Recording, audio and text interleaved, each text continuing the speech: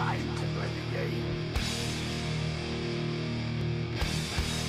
Time to play the game! Hello everyone, and welcome to MMO Hunter. This is your host, Mythka speaking, and tonight I just wanted to talk a little bit about what I had originally planned to do with this first video, but kind of fell through. My first video was going to be for Cabal 2. I was going to do a scouting mission on the game. However, it moved so quickly from its open beta to launch that I didn't actually have time to post a video. I had some initial problems when I did run a little bit of footage on the game. I played for maybe an hour or so. There was a couple glitchy things that I thought might get rectified when the actual game launched. But unfortunately, it seems that those problems persisted even after launch. One of the other issues too is, though the game allows you to play before it's completely downloaded, I think that might be fundamentally the problem. So I want to wait for the game to download, but I'm getting frustrated because it's patching weird, it's not working. So far, my impressions of this game are pretty awful. One of the things about Cabal 2 is it is a title that was ported to the United States, so I can understand issues with translation and, those sorts of things. What I can't understand are blaring graphical errors. These are things that I think should have been rectified when the game launched in, Korea, a couple years ago. So why those problems are persisting in the game now is kind of beyond me. Once I figure out the technical problems I'm having with the game, I will go ahead and try and do a full review on it. Though I'm going to give it a little bit of time because I don't want to have this negative feeling that I'm going through with it right now. So in the meantime, I'm going to do a review, or at least a scouting mission, on Skyforge. Skyforge went into its open beta tonight, so I am downloading the game as we speak, and I'm looking forward to checking this out. I've heard some really good things about it. Seems it's a little different than what I'm typically into. It has a very sci-fi feel, but it's kind of sci-fi mixed with mythology, and that's pretty cool. It's a game where you, as a character, are striving to become a god, so that's awesome.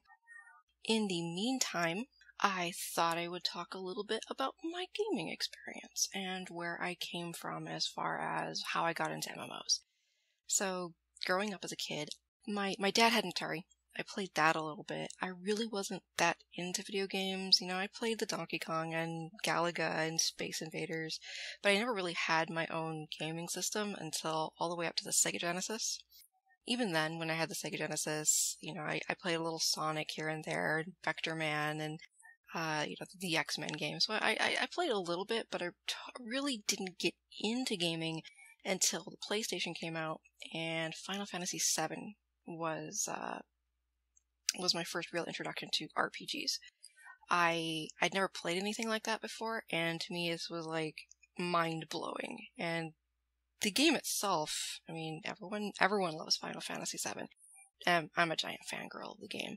So it was my big step into the realm of the RPG, and basically anything that involved Final Fantasy that came out for PlayStation, I grabbed. I played all that. I started getting into anything that was RPG related. And it was this addiction and this love of the RPG and Final Fantasy that drew me so quickly to Final Fantasy XI. I'd never played an online game before, and when this game came out, I was super excited.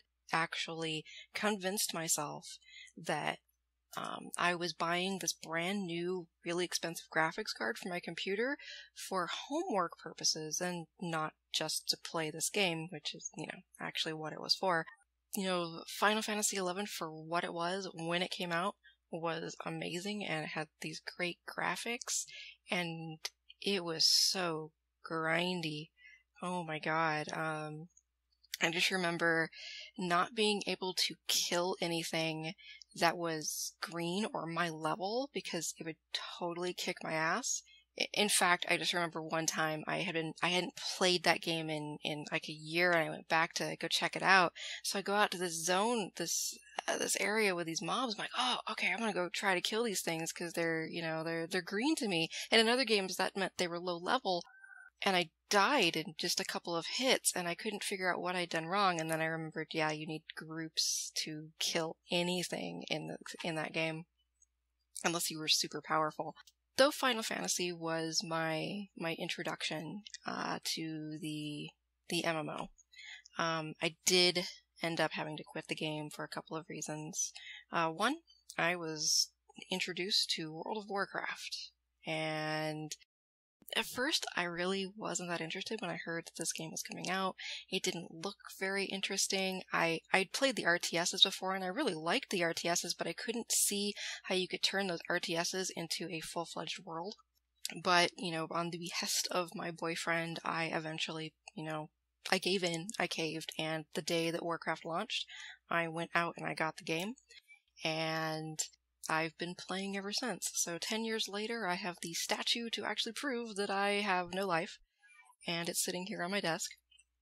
As many problems as Warcraft has, it's still probably my favorite MMORPG, and I'll probably continue to pay for it and to play it as long as they produce content for it.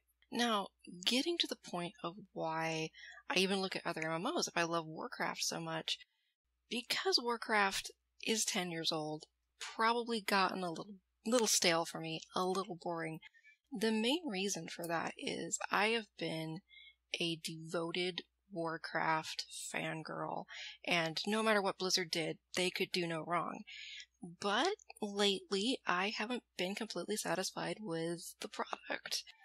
It's not to say the content isn't decent, it is, but I think prior of this expansion, I had no problems justifying continuing to play because I had all my friends there.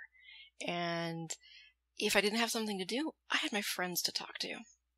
However, when Warlords launched, none of my friends came back. I had one person on my friends list that came back out of, out of 2 guilds and multiple other people.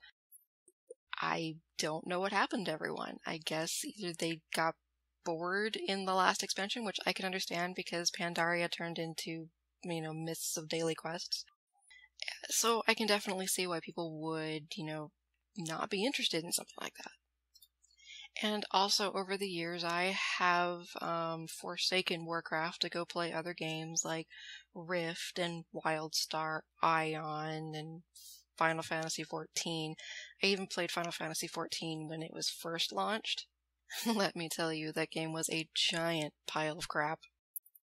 I was even hesitant to go back to it because of how bad the experience was playing 14, but all of the problems that game had before were fixed. They turned it into a completely brand new game, and that actually really makes me happy considering, my roots really are in Final Fantasy XI, and so to be able to actually get into Final Fantasy XIV and it'd be comparable and actually better in a lot of ways, though I still only have like a level 30-ish character, I haven't had an opportunity to really play that game very much, so that's something I want to rectify in the future.